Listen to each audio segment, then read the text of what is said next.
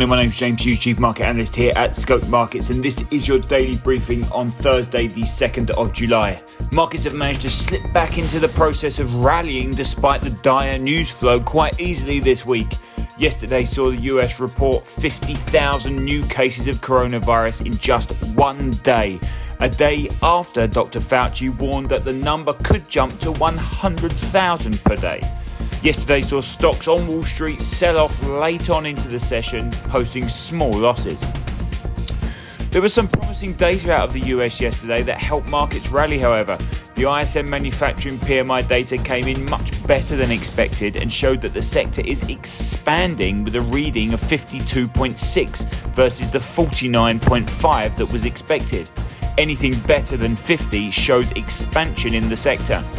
The Fed was yet again cautious, however, in its minutes from the FOMC meeting, but with manufacturing picking up quicker than expected, it means expansion in the overall economy could be back on track by Q4 2020.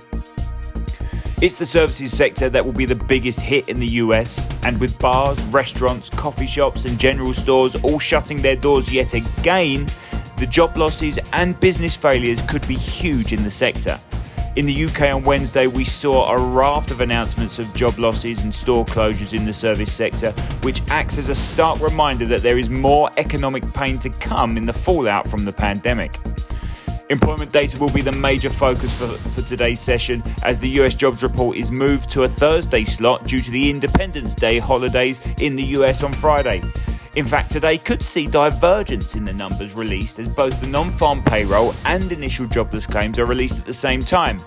The headline will most certainly be the NFP, with a huge jump to 3 million plus jobs being added to the US economy in June. However, at the same time, the initial jobless claims will show that around 1.3 million more Americans filed for job seeker support in the last 7 days. The jobs picture will be pivotal in the recovery of the US economy, but the mixed messages in the numbers will leave us wondering just what the overall picture looks like. I believe that it may not be until later in the year until we know exactly what kind of damage has been caused to the American and global jobs markets.